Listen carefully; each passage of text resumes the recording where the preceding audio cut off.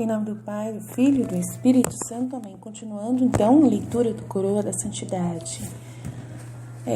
Ainda um trechinho da teologia de Luísa. Vamos continuar aqui. O número dos eleitos.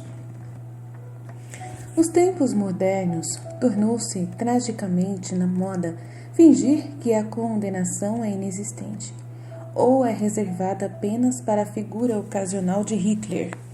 Mas esse modismo não existia nos dias de Luísa, e pelo contrário, a mentalidade predominante era muito mesquinha com a questão, pois uma tendência continuava a existir, o que até minimizava a mensagem da Divina Misericórdia.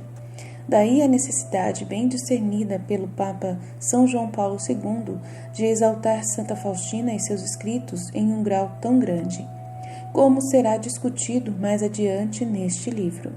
Portanto, quando vemos palavras de misericórdia esmagadora, nos assegurando da bondade de Deus e seu desejo de salvar o maior número possível de almas por quase todos os meios necessários, podemos ficar seguros de que isso não é uma invenção da arte humana, se sua intenção fosse bem recebida nos vários círculos católicos de sua época. Portanto, podemos ler trechos como os seguintes, com grande confiança de que de fato eles vêm de Jesus. Ao falar com um confessor, ele me disse que é difícil ser salvo, pois o próprio Jesus Cristo disse: a porta é estreita, você deve se esforçar para entrar. Depois que recebi a comunhão, Jesus me disse: pobre de mim, quão mesquinho eles me consideram. Diga ao confessor, por sua avareza, eles julgam os meus. Eles não me consideram grande, imenso, interminável, poderoso ser, infinito em todas as minhas perfeições, que pode fazer com que grandes multidões passem pela estreiteza, mais do que pela própria largura.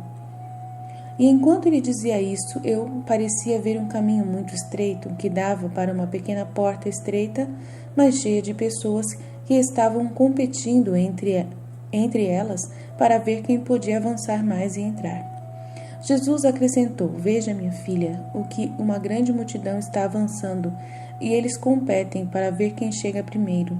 Em uma competição há muito a ganhar, enquanto que, se o caminho fosse amplo, ninguém se apressaria em saber que havia espaço para eles caminharem quando quisessem. Mas enquanto eles estão demorando, a morte pode chegar, e não se encontrando andando no caminho estreito, eles se encontrariam no limiar da larga porta do inferno. Oh, quão boa essa estreiteza faz! Isso acontece também entre vocês. Se há um banquete ou um culto, e sabe-se que o local é pequeno, muitos se apressam e haverá mais espectadores desfrutando desse banquete ou culto. Mas se for conhecido que o lugar é grande, ninguém se incomoda em ter menos espectadores, porque sabendo que há espaço para todos, todos tomam o seu tempo, e alguns chegam no meio, outros no final, e alguns encontram tudo terminado, sem desfrutar de nada. Isso é o que teria acontecido se o caminho da salvação fosse amplo. Poucos se incomodariam em se apressar, e a festa do céu seria para poucos. Da mesma forma, nos dias de Luísa, ainda era comum ouvir pessoas murmurarem em resposta à notícia da morte súbita de alguém, quase assumindo que esse tipo de morte impede sua salvação. Felizmente, esse murmúrio diminuiu bastante, pois os católicos reconheceram com razão que é absurdo concluir que a alma de alguém provavelmente está condenada apenas porque ele morreu repentinamente sem a ajuda dos últimos ritos. No entanto, devido à prevalência desse mau hábito, décadas atrás, Luísa não foi afetada e, portanto, ficou angustiada quando sua própria irmã foi levada para a morte súbita. Como sempre, Luísa abriu seu coração para Jesus e ele lhe deu palavras mais profundas em resposta. Eu me senti toda aflita por causa da morte repentina de uma das minhas irmãs. O medo de que meu Jesus não a tivesse com ele atormentou minha alma. E quando veio o meu bem maior, Jesus, contei-lhe minha dor. E ele, todo bondade, me disse: minha filha, não tema. Para quem não é pervertido, uma morte súbita serve para impedir que a ação diabólica entre em campo. Suas tentações e os medos que ele causa aos moribundos com tanta arte, porque sente que eles são arrancados dele sem ser capaz de tentá-los ou segui-los. Portanto, o que os homens consideram uma desgraça, muitas vezes é mais do que graça. Anteriormente, na mesma citação, Jesus ressalta que não vale a pena preocupar-se com a ausência dos últimos ritos em uma morte súbita, porque não é como se a pessoa rejeitasse o recurso a este sacramento, mas essa rejeição de fato seria motivo de preocupação. E enquanto alguns diriam que o medo de se perder é uma coisa boa e saudável, pois nos ajuda a evitar a condenação, no fim do dia, isso simplesmente não é uma verdadeira sabedoria, embora superficialmente pareça fazer sentido, pois o dom do santo medo não é nem sobre a condenação. Esse medo está sempre entre os expulsos pelo amor perfeito. Se confiarmos em Deus, não devemos nos preocupar em nos perder, mas mesmo que esses medos lhe ocorressem de vez em quando, saiba que até Luísa se encaixava dessa maneira de pensar. E Jesus diz a você o que disse a ela. Como meu sempre amável Jesus não havia chegado, eu estava muito aflita. Enquanto orava, um pensamento surgiu em minha mente. O pensamento chegou a você para que você estivesse perdido? Eu realmente nunca penso nisso, então fiquei um pouco surpresa. Mas o bom Jesus, que cuida de mim em tudo, imediatamente se mudou para o meu interior e me disse: minha filha, isso é uma verdadeira estranheza e que entristece muito meu amor. Eu diria a quem duvida do meu amor e teme para que ela se perca, como é isso? Dou-lhe minha carne por comida, você vive completamente por minha conta. Se você estiver doente, eu a curarei com os sacramentos. Se você está manchado, eu lavo você com meu sangue. Posso dizer que estou quase à sua disposição. E você duvida? Você quer me entristecer? Diga-me então, você ama outra pessoa? Você reconhece algum outro ser como outro pai, já que diz que não é minha filha? E se não é, por que você quer se afligir e me entristecer? Não são as amarguras que os outros me dão o suficiente? Você também quer colocar dores no meu coração? Antes de deixar essa consideração, um ponto importante deve ser feito. As palavras de Jesus a Luísa não caem no erro de supor que a maioria das almas será salva por causa do que se ouve frequentemente nos círculos teológicos modernistas de esquerda de hoje. O argumento de culpabilidade subjetiva atenuada que sustenta que não há nada com que se preocupar, embora a grande maioria do mundo esteja objetivamente trilhando o caminho da perdição, porque, como se costuma dizer, quase ninguém é culpado disso. Essa análise, é claro, é um absurdo diabólico. É muito raro que se evite a culpabilidade por graves violações da lei natural. Não é preciso ser católico catequizado para saber que as transgressões desta lei, que estão descritas no nosso coração, estão erradas, pois ele tem uma consciência que lhe diz isso mesmo que não esteja totalmente formado. Pelo contrário, Jesus diz a Luísa que se a maioria é salva, é apenas devido à sua captura diária no momento da morte, onde ele faz milagres extraordinários de misericórdia, para ser a chave, por assim dizer, de um ato de contrição deles, desde que eles não perversamente e forçosamente resistam com todas as suas forças. Escusado será dizer que essa torção, quando bem sucedida, não dispensa a alma do purgatório. Esta é sem dúvida uma razão pela qual o rosário é tão importante.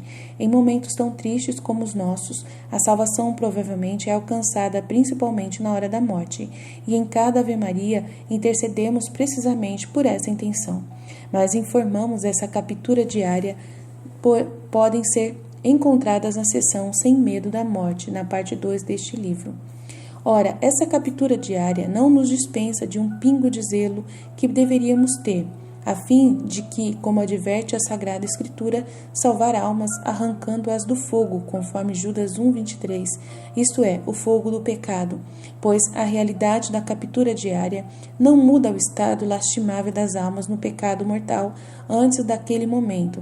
Os modernistas, por outro lado, que fingem que é culpabilidade, subjetiva atenuada que leva virtualmente todos a irem para o céu, podem claramente ser vistos como tendo segundas intenções.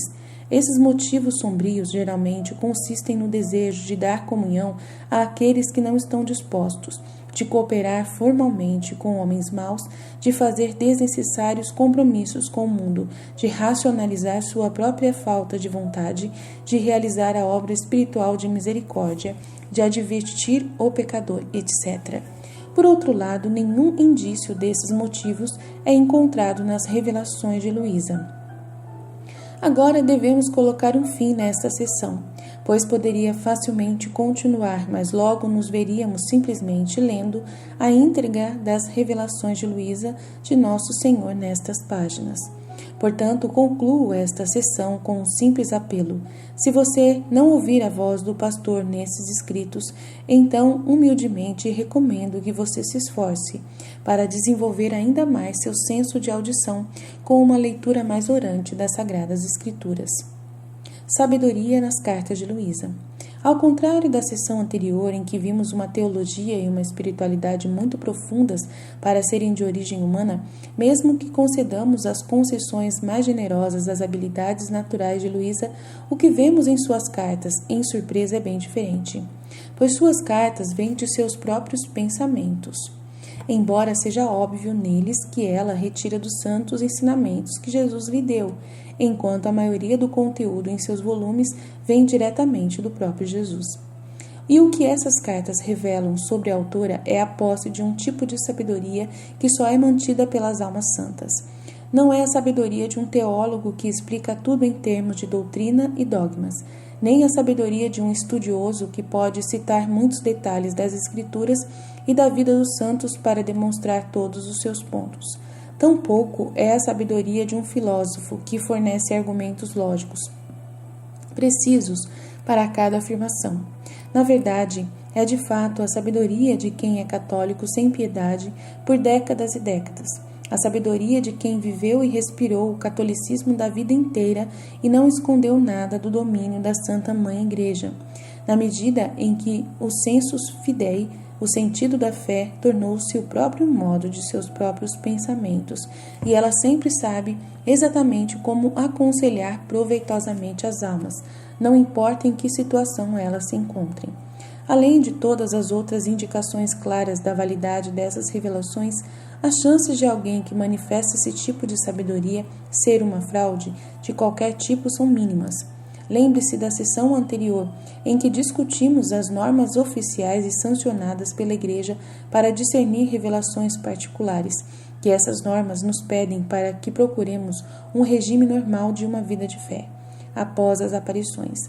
Muitas das cartas de Luísa foram escritas anos depois que seus escritos foram colocados no índice de livros proibidos, depois que ela foi expulsa do convento em que estava hospedada e depois que ela não estava mais escrevendo suas próprias revelações de Jesus. E embora ela não tenha vergonha de compartilhar sua dor com esses eventos, é igualmente claro que eles não tiveram o menor efeito sobre sua perspectiva e conselhos santos. Em uma palavra, em seu dom de sabedoria do Espírito Santo. Vamos então observar um pouco dessa profunda sabedoria que Luísa compartilhou. Vale a pena ler todas as suas cartas. Destacamos apenas alguns trechos diversos aqui, embora isso esteja incluído no capítulo sobre a autenticidade das revelações de Luísa, porque é de fato uma bela demonstração das mesmas. O que é mais importante agora é simplesmente que nós mesmos crescemos espiritualmente. Facilidade de viver na vontade divina.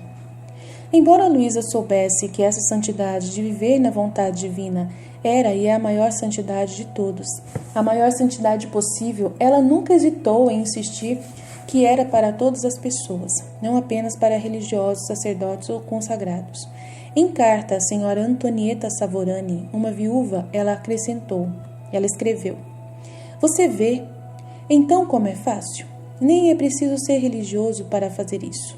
A santidade de viver na vontade divina é para todos, ou melhor, para dizer a verdade, é para todos aqueles que a desejam."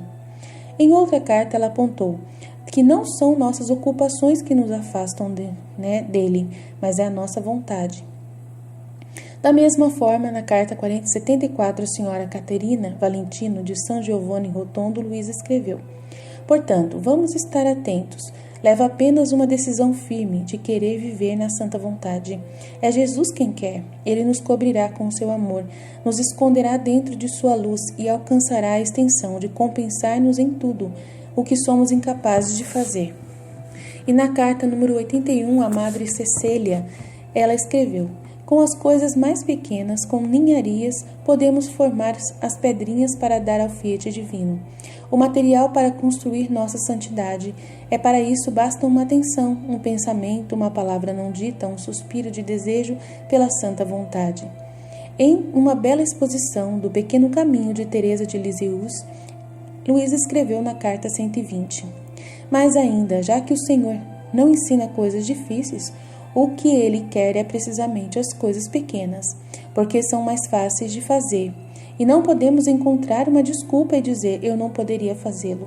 As pequenas coisas estão sempre ao nosso redor, em nossas mãos, enquanto as grandes se vêm raramente. Portanto, não podemos dizer que a santidade não é para nós.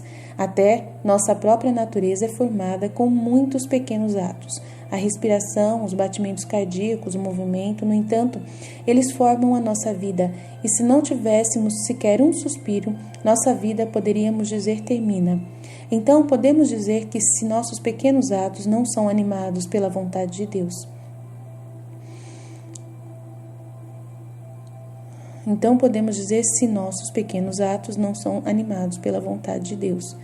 Portanto, permitamos que tudo o que fazemos flua na vontade divina e nos sentiremos animados e em posse da vida do Fiat.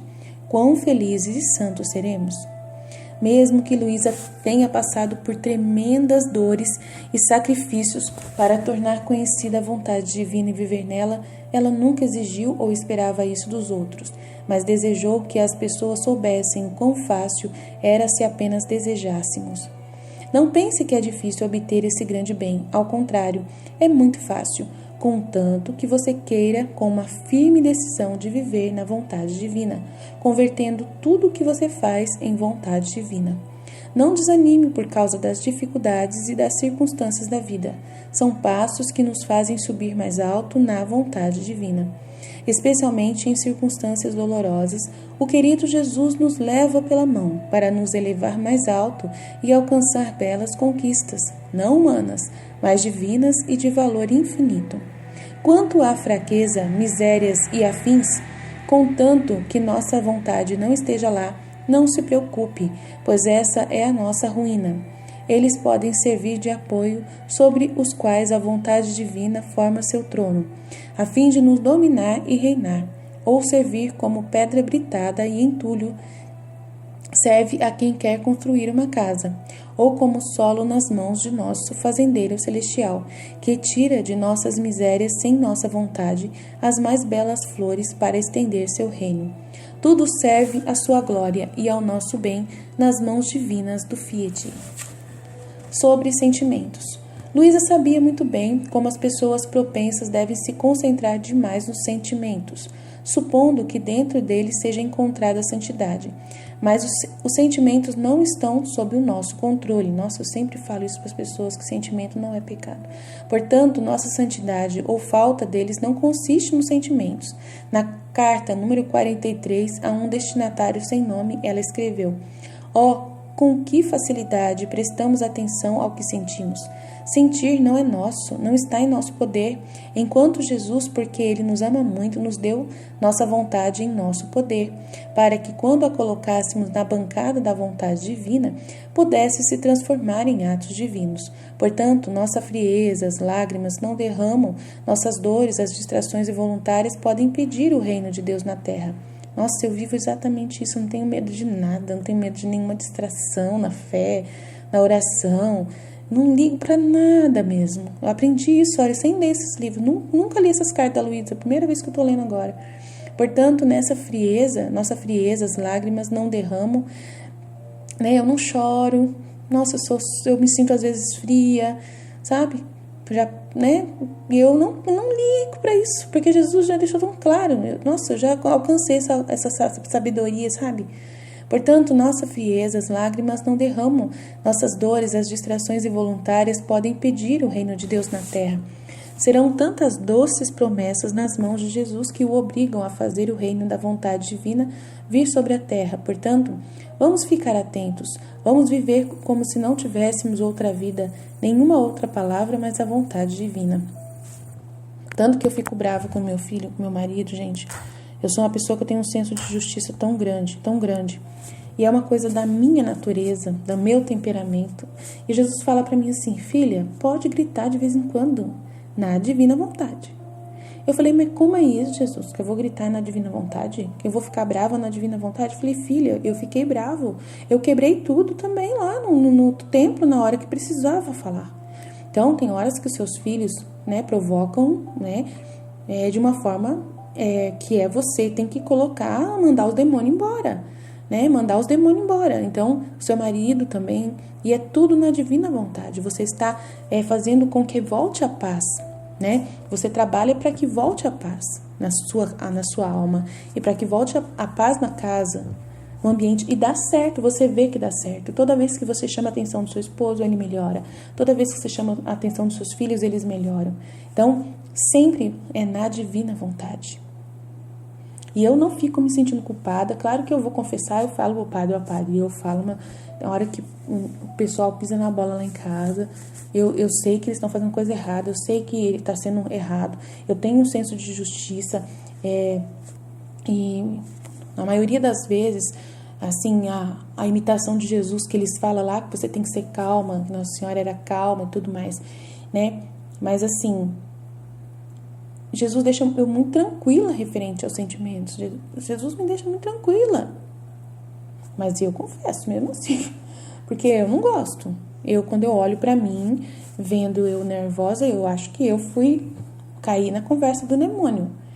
Mas aí Jesus deixa muita paz no meu coração, muita paz, e fala assim, filha, sentimento não é pecado. Sentimento não é pecado. Você não quer, você não estava... Você foi pegada de surpresa. Foi pegada de surpresa. E aquilo que aquela pessoa falou, aquilo que a pessoa fez, ela tá prejudicando a alma dela. E você tá simplesmente falando, isso aí não pode. Esse comportamento seu é horrível. Quantas vezes eu falei pro meu marido, pessoal, você não tá sendo um bom pai pros seus filhos. E isso foi bom falar pra ele, ele viu depois. Ele percebeu depois, nossa, eu tenho que melhorar.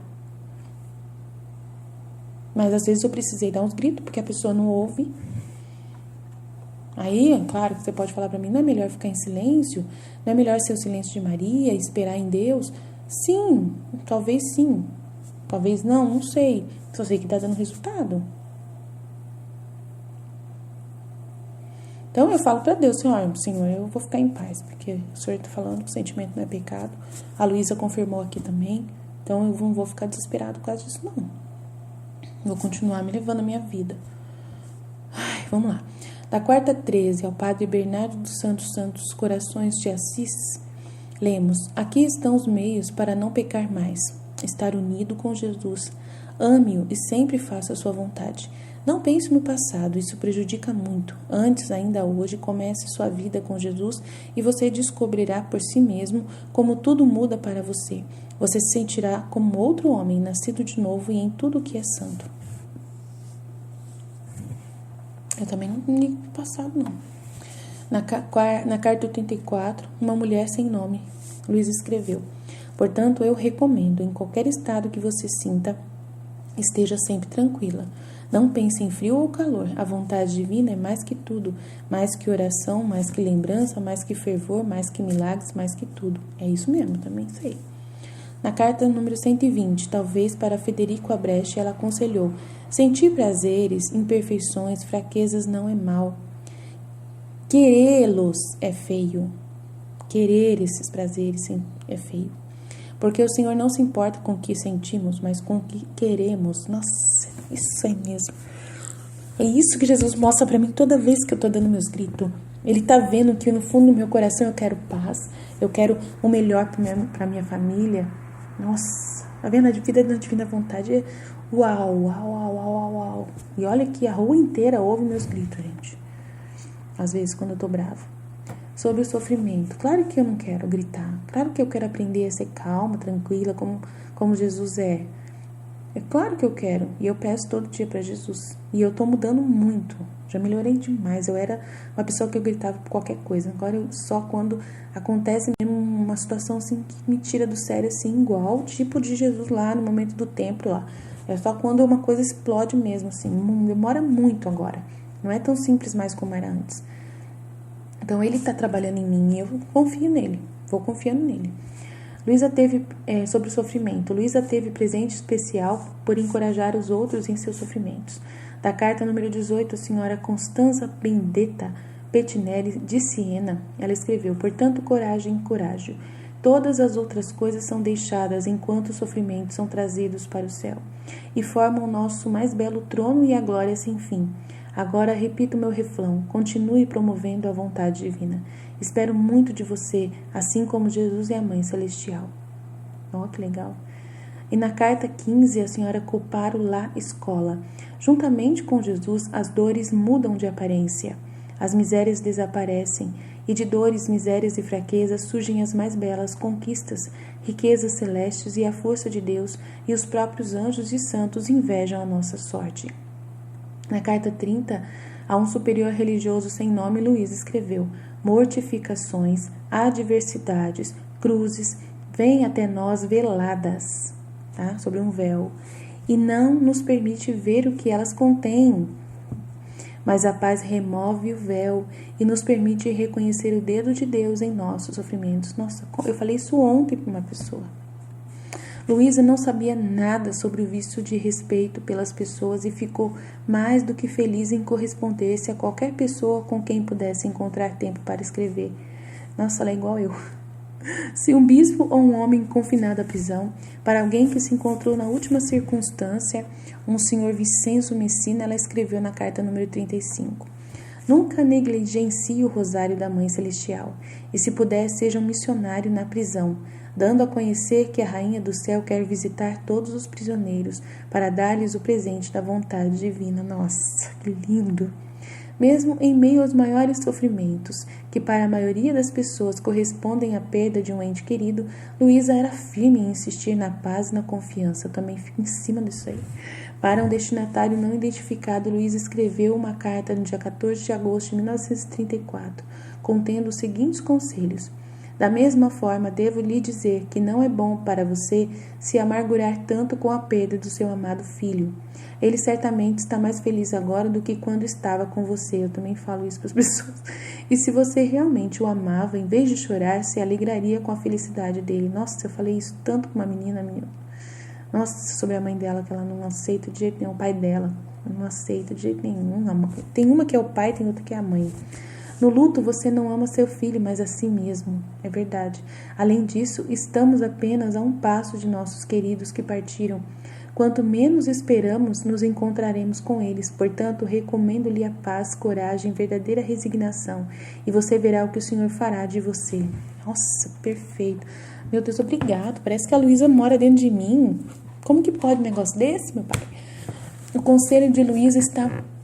até parece surpreendente e semelhante ao de Santa Teresa de Calcutá, que era bem conhecida por lembrar gentilmente as pessoas doentes que ela cuidava de que, em seus sofrimentos, Jesus os estava beijando. Luísa escreveu uma vez: pense em se tornar um santo. Em todo sofrimento, dê um beijo em Jesus. Abrace-o com muita força e força-o a deixar que o reino do Fiat venha à terra. Ai, que lindo, meu Deus do céu. Para a senhora Mazzari, na carta 85, Luísa escreveu as seguintes palavras: minha boa filha em Jesus Cristo, não desanime, nunca perca a confiança. O que eu recomendo é que você olhe para as suas cruzes como se fosse tantas visitas de Jesus a você, que lhe traz a vida da vontade divina, para que ela reine em você e lhe dê todo o seu amor como alimento. Se você faz a vontade de Deus, você sentirá uma força em todos os seus sofrimentos. Que lindo! Na paz, talvez é o que é visto com mais frequência em suas cartas, seja a exortação à paz. Da carta número 12, a senhora Antonieta Savorani, Luísa escreveu: 3 coisas que recomendo: firmeza na paz perene e boa, confiança filial. A confiança fará com que você viva como um bebê nos braços de sua mãe. Jesus e a Mãe Celestial cuidarão de todas as coisas que você precisa. Nossa, eu faço isso. Eles lhe dirão com fatos. Pense em viver de nossa vontade e nós cuidaremos de tudo, até da salvação dos seus irmãos. É isso que, nossa, eu entendo isso claramente, gente. É a minha vida que eles estão, meu Deus, eu vou morrer aqui. As cartas de Luísa é a minha vida, é o que eu vivo. Como que pode? Como que pode Jesus ter colocado tudo isso na minha mente facilmente assim? Eu tenho entendido tudo assim. Espírito Santo, você é maravilhoso. Sem você eu não sou ninguém, Espírito Santo. Obrigado, meu Deus, obrigado. Nossa, tô pasma aqui. É o que eu falo para as pessoas, é o que eu vivo. Nossa, eu vivo desse jeito. Meus amigos que me conhecem sabem, gente. Eu vivo falando disso para eles. Eu nunca li essas cartas, nunca li. Você não está feliz? Na carta número 36 da Madre Cecília de Orla, ela escreveu: se há paz, há Deus. Nossa, então eu tô cheia de Deus, meu Deus, obrigado. Seus filhos são como se amassados em paz. Que delícia! Portanto, são pacificadores e portadores da paz.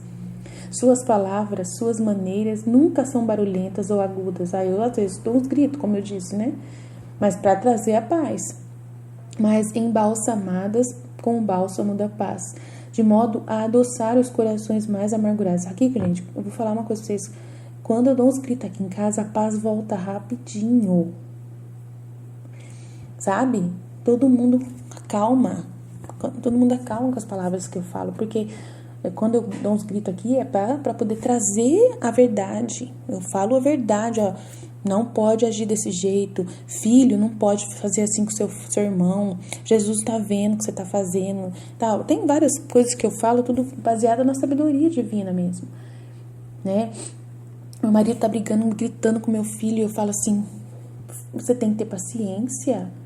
Ele é o seu filho, ele não é adulto ainda, ele tem formação, né? E dou uns gritos, porque às vezes meu marido é bravo e fala mais alto que eu, e aí eu tenho que falar, seu filho, ele não tá sabendo, né? Ele não sabe ainda, ele tá aprendendo, você que tem que ensinar e dar exemplo pra ele. Você tá cobrando do seu filho uma atitude de adulto que ele não tem ainda.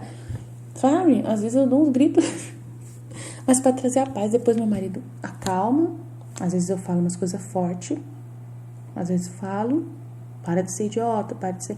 Às vezes, e aí eu peço perdão para Deus, porque ele fala na Bíblia que não é para chamar o irmão de idiota.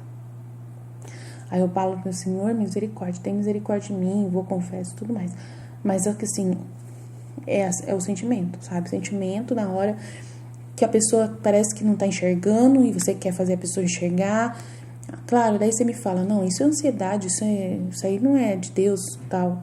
Você tem que imitar Jesus, tem que esperar, tem que ter paciência, né? Não sei.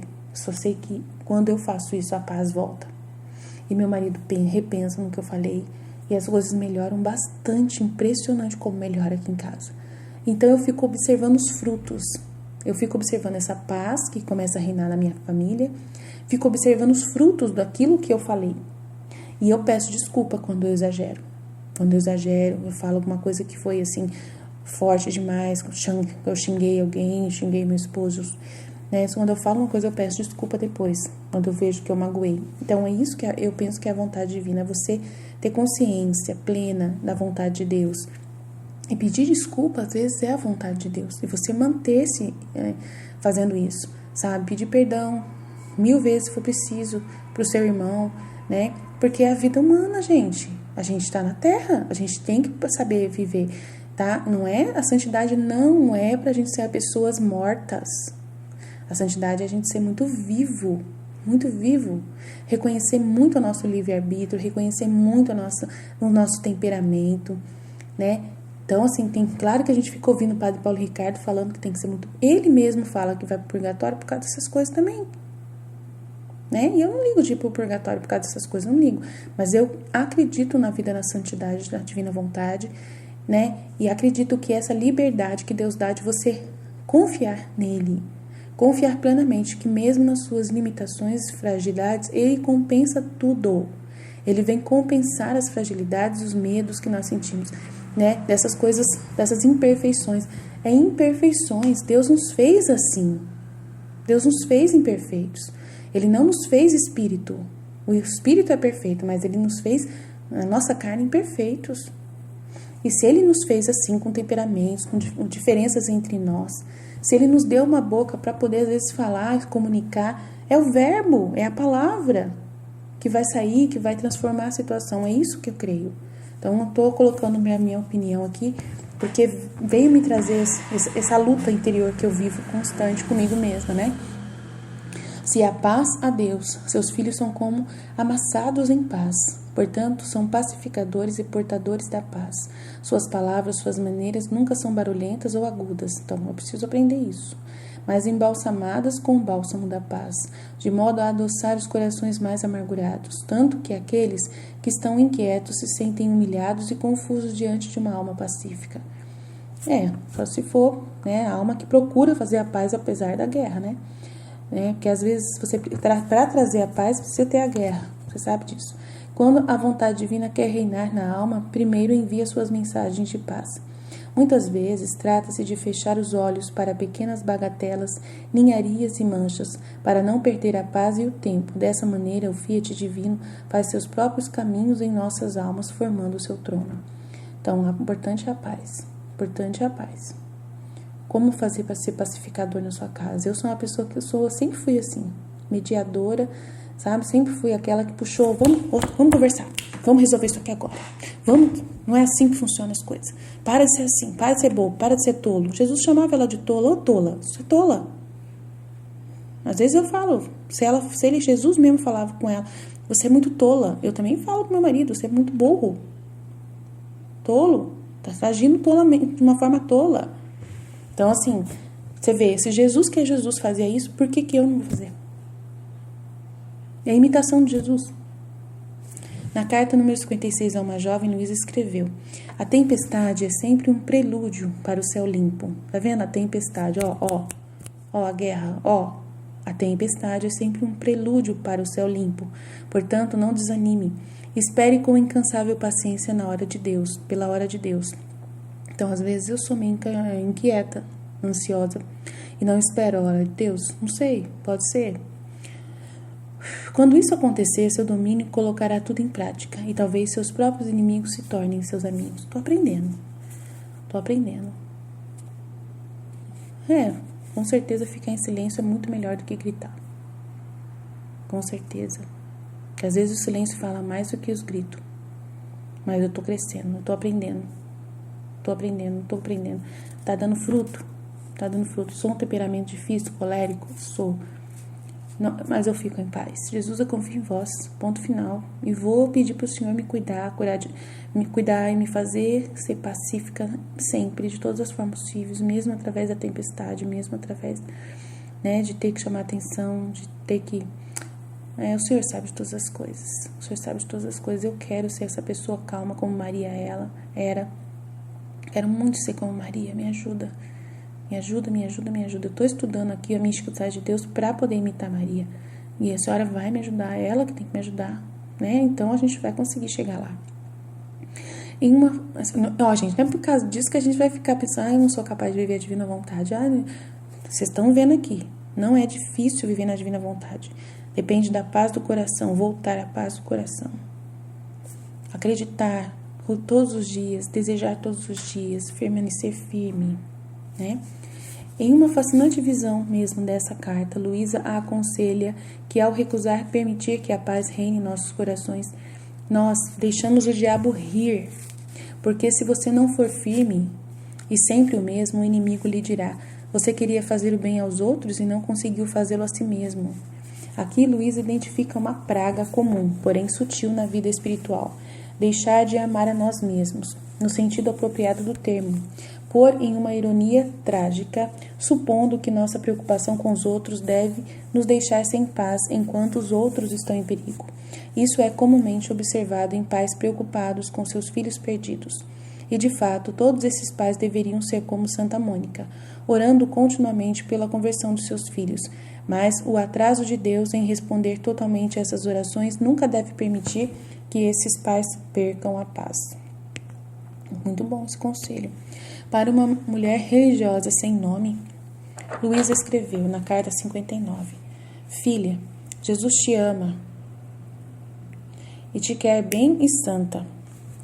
Não dê ouvidos ao inimigo, que gostaria de pegar o presente das mãos de Jesus. Não preste atenção a dúvidas ou qualquer coisa que não seja paz. São coisas do inimigo, trapos do inferno, não de Jesus. Suas coisas são paz, os trapos do céu são certezas. Portanto, como mãe que ama e a filha, peço que não deixe mais esses trapos infernais entrarem no seu coração. Lambeu o cérebro, né? E se o inimigo te atormenta, determinado, diz-lhe essas coisas que não me pertencem. Não quero roubar ninguém.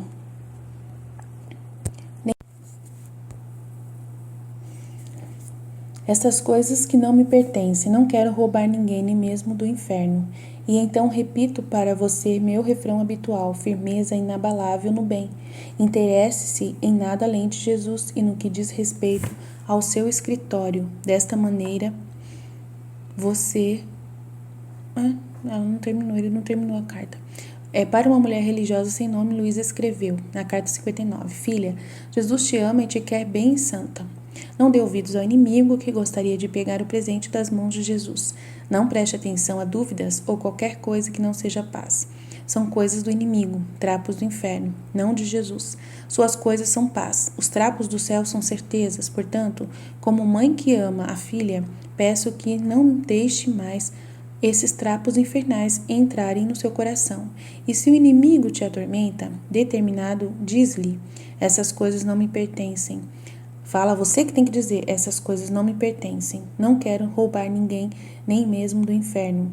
E então repito para você meu refrão habitual, firmeza inabalável no bem. Interesse-se em nada além de Jesus e no que diz respeito ao seu escritório. Desta maneira você deve agradar a Jesus, né? Tá. Luísa sabia bem que um dos maiores inimigos da paz é a tendência incessante de alguns de se debruçar sobre o passado. É verdade. Portanto, ela sempre insistiu em insistir para que as pessoas esquecessem o passado. Nossa, eu falo muito isso nos meus atendimentos, falava bastante sobre isso, como visto na carta 60 para outro religioso sem nome, ela escreveu: Quanto a querer rever o passado novamente, não porque o passado passou em Deus, e seria como se roubássemos os direitos dele, as próprias coisas. Se houver algo errado, o Senhor pode nos informar com calma. Quanto ao futuro, também não se preocupe, porque não é nosso, mas pertence a Deus. Devemos obedecer e nos tornar santos, não por nosso interesse, mas pela glória de Deus. Portanto, banam toda dúvida, pois a dúvida, o medo e a agitação não vêm de Deus, mas do diabo. Antes pensem em amar e fazer a vontade de Deus, porque com dúvidas desagradamos ao Senhor muito mais do que se pecássemos. Portanto, jure ou faça a promessa solene para que nunca mais volte a pensar em dúvidas. Então, eu não quero mais ter dúvidas. O que eu estou fazendo é para trazer a paz, então estou tranquila. O Senhor vai me moldar e ponto final. Se Ele quiser que eu seja diferente, Ele vai transformar o meu temperamento e eu sou capaz de fazer isso com a ajuda da graça. Eu já mudei muito e vou continuar sempre mudando. E eu já melhorei bastante mesmo. Ela tinha a intenção de lembrar as pessoas a não pensarem nos pecados, no passado, nas fraquezas ou nas misérias. Nas fraquezas ou nas misérias. Mas simplesmente confiar e amar a Jesus. Pelo contrário, é o que ela escreve. Pelo contrário, digo que quando você se abstém por causa do medo, forma lenha para o purgatório. E as comunhões que não recebe na terra, você receberá fogo no purgatório, porque Jesus queima com amor no Santíssimo Sacramento e quer entrar em nossos corações. Graças a Deus que eu entendi isso. Desde quando era pequenininha, nunca fiquei sem Eucaristia na minha vida. Nunca fiquei. Nunca fui na missa e fiquei sem Jesus. Nunca. Pelo contrário, eu digo que você Quando você se abstém da Eucaristia por causa do medo, forma lenha para o purgatório, olha só. E as comunhões que não recebe na terra, você receberá fogo no purgatório, porque Jesus queima com amor no Santíssimo Sacramento e quer entrar em nossos corações para derramar suas chamas. Enquanto que se nos abatermos, ele queima mais. Fica inquieto e delirante e com a justiça ele nos faz queimar mais no purgatório. Oh, quão bom é Jesus! Se o conhecêssemos, morreríamos extasiados de amor. Eu conheço muito Jesus, obrigado. Conheço tanto Jesus, estou conhecendo cada vez mais. E com amor, o arrebatador Jesus nos esconde no amor, para não nos fazer morrer. Somente a dúvida de que Jesus não nos ama muito entristece Jesus e o amarga. O amor exige mais amor. Quanto mais acreditamos que Ele nos ama, mais sentimos vontade de amá-lo. E Jesus, vendo-se amado, nos ama mais. Além disso, quando Jesus se sente amado, esquece nossos pecados. E por que queremos perder a cabeça por isso? Em lembrá-los. Nossa, para que lamber o cérebro? Em poucas palavras incrivelmente consoladoras sobre uma alma com um passado pecaminoso. Olha lá, Luísa escreveu na carta 132. E mesmo que no passado Jesus tenha sido ferido por esta criatura, ele olha para essas feridas, sorri e diz: eu a conquistei, ela é minha vitória. E ele a mostra ao redor do céu para fazer um banquete. É verdade, é isso aí mesmo. Madalena é a vitória de Deus. Continuando a incentivar a frequente recepção da comunhão, Luísa escreveu a seguinte carta número 100 a Francisca. Gosto de ouvir que você sempre recebe a comunhão. Nunca o deixe por perturbação, angústia ou medo. Nada que não seja paz jamais vem de Deus, mas sempre do nosso inimigo, que ganha muito quando nos vê perturbados. E perdemos a verdadeira confiança. Nós perdemos nossos braços para nos refugiarmos em Jesus. Portanto, para se tornar santos, nada é necessário além de coragem, confiança e paz, a fim de viver no imenso mar da vontade divina e no mar da misericórdia. Luísa entendeu como aconselhar as almas para a aquisição da paz, mesmo quando elas estão no meio da maior tentação de se privar dela. A saber, na noite escura da alma, na carta 54, a Madre Elisabetta, uma religiosa superior, ela escreveu: mas Jesus nunca deixa você, ele se esconde em seu esconderijo. O ardor do seu amor é tão grande que ele lhe dá beijos ocultos e abraços carinhosos, mas ele os dá lento e silenciosamente, para não serem sentidos. No entanto, ele não pode durar muito tempo com tudo isso, e quando você menos espera, ele se faz sentir nas profundezas da alma a fim de sustentá-lo. A paz não era apenas algo que Luísa aconselhava, mas algo que ela vivia. Luísa nunca guardou rancor contra seus inimigos, mas ao contrário, orou por eles e esperou seu perdão.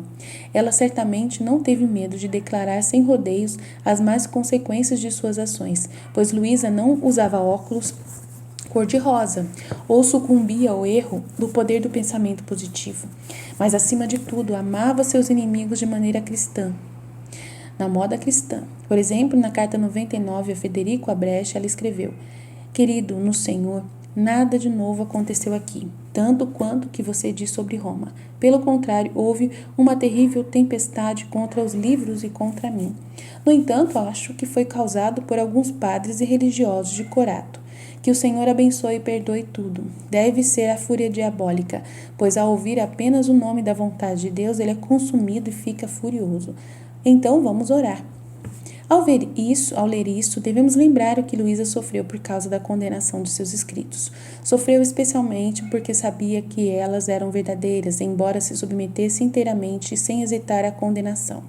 E Luísa também sabia que a condenação deles era um grande dano ao objetivo dos escritos, o reino da vontade divina na terra. Mas Luísa também sofreu diretamente em sua própria vida. Como resultado da condenação, ela foi expulsa do convento em que vivia há uma década, um lugar que amava, e até tinha missa diária, um privilégio que teve durante décadas graças à intervenção direta de vários papas, longe dela por um tempo. Termino essa sessão compartilhando o que Luísa notou muitas vezes no final de suas próprias cartas, pois revela uma genuína humildade. Embora Jesus tenha lhe dado presentes espirituais e ela os tenha tomado consciência, ela sempre teve muita consciência de sua pequenez e miséria, semelhante a Santa Faustina e Santa Teresa. Assim, em suas cartas, ela implorou sinceramente aos destinatários que orassem por ela, insistindo que precisava sinceramente das orações deles. Então, lindo, lindo, lindo, lindo, lindo. Vou procurar essas cartas da Luísa para a gente poder ter no nosso site, tá bem? Jesus, eu confio em vós. Fiat.